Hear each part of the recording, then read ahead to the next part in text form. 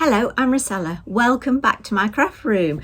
Today I'm going to make a rag quilt cushion cover. I've often wanted to make this, and so I've made a couple and they're slightly different. This is the one I'm going to make today, and you can see that the rag is quite fine, and that's because I've used a smaller seam allowance. On this one you can see that there's more ragging, so the choice is yours. I'm going to use the smaller seam allowance today, but feel free to use a larger seam allowance if you'd like to. So join me. So we're going to begin with 9 6x6 pieces of calico, or this could be scrap fabric, it could be, it's only going on the inside of the cushion, so it could be an old sheet, anything at all like that. But the back of it is going to show through on the front, so you know it wants to be of a colour that you like and you think matches. So 9 of those. You also want 9 of your lovely fabric for your design. So I've got 5 of the green, this is Tilda fabric, and I've chosen 4 of this sort of duck egg, and it's got sort of a browny green in there, so I thought it went really well. And with the calico as well, because this is sort of off-white, I thought that looks really quite nice, doesn't it? And then so they're all 6 inches square, so 4 of one design, 5 of the other, 9 of the calico or the sheeting. And then I'm using fusible fleece, so but a little bit smaller, so I've got 9 squares at 5.5 inches. And what I'm going to do is I'm going to center each one of those onto my lining, leaving 1/4 of an inch all the way around, which is where I'm going to stitch. So I'm just going to attach all of those. So now that the fleece is attached to each piece of lining, and you can see there that we've got that little 1/4 of an inch all the way around, what we need to do is to choose the front fabric, put them together, wrong sides together, and then on your backing fabric you want to draw a cross from each corner. Now you could, if you fancied, have a bit of a play and do some different fancy quilting on there. You might have quilting rulers you want to use, anything like that, but I'm just going to do a simple cross.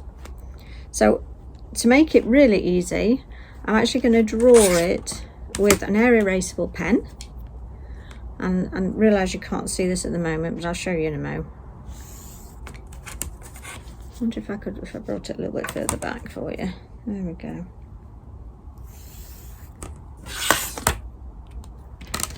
There we go. So I've got a little cross on there. So all I'm going to do now is stitch the cross, and I'm going to do that on each of the pieces.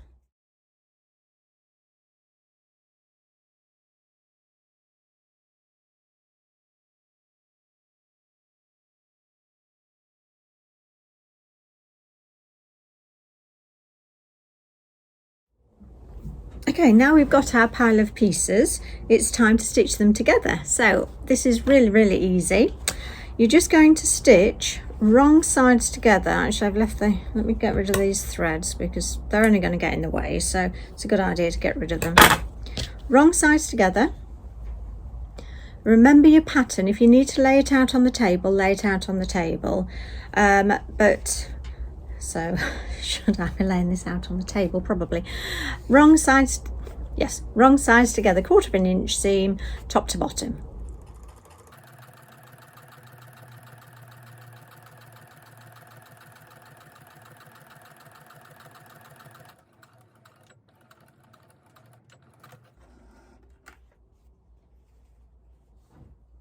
So there's our first one. Now the pattern on whichever row I've got 5 of the green, I've got 4 of the patterns. So on this row, let's put another green there. So let's stitch those together as well.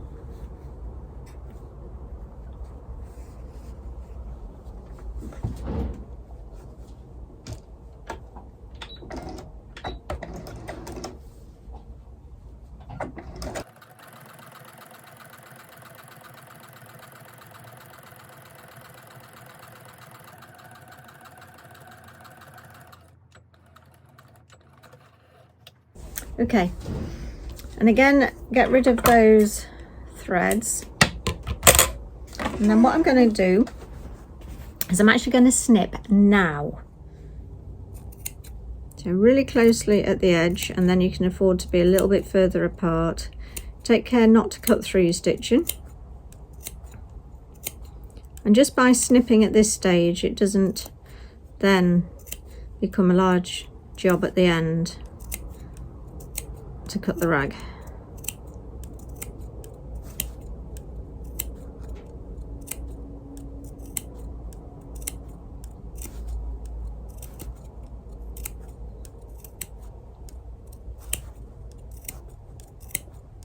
And again, when we get to this end, close snips. Now I'm having it quite a fine rag on this, but you could do a larger seam allowance, 1/2 inch, even 3/4 if you wanted more ragging basically. And you can see where it's starting already. When we've completed it, it's going to go in the washing machine and it'll fluff it up even more. It's lovely, isn't it? Really, really pretty. So that's my first row. What I'm going to do now is continue making 2 more rows. When you've got a couple of rows done, it's time to put them together. So I'd get some quilt clips or pins. I've got quilt clips here, and again, wrong sides together. You're just going to line up those seams. I'm going to have 1 seam pressed one way, 1 seam pressed the other. So just clip it together.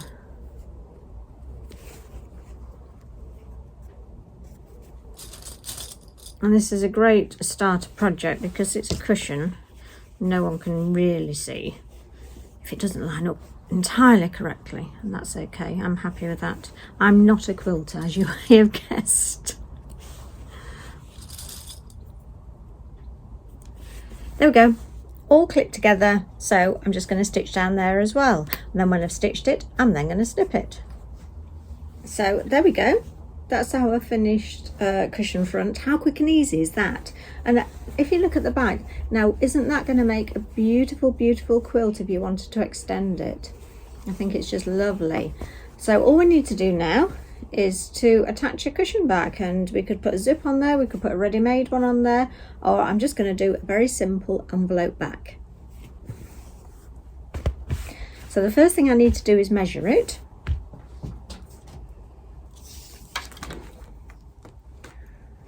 And it's 16.5.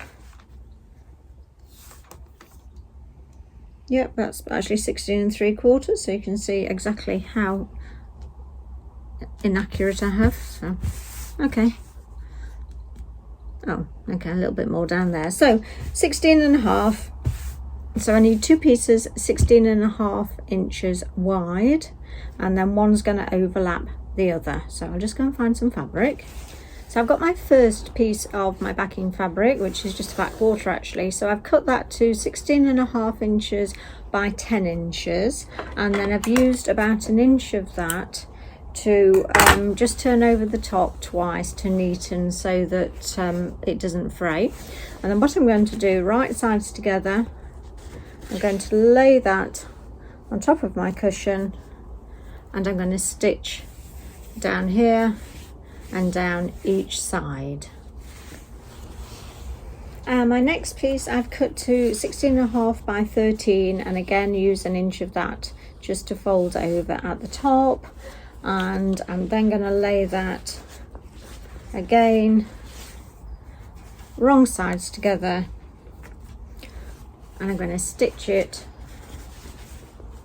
overlapping the other one around those 3 sides again, and that's going to create an envelope here for my cushion pad to go into. So our cushion back's on. All we need to do now is to take away some of the bulk from the corners, taking care not to cut through stitching. To be fair, there's not an awful lot because we use that fusible webbing only on the inside of the squares. We haven't got anything really, a lot of extra. Let's just turn it through. I'm going to go for my bone folder to get the corners through.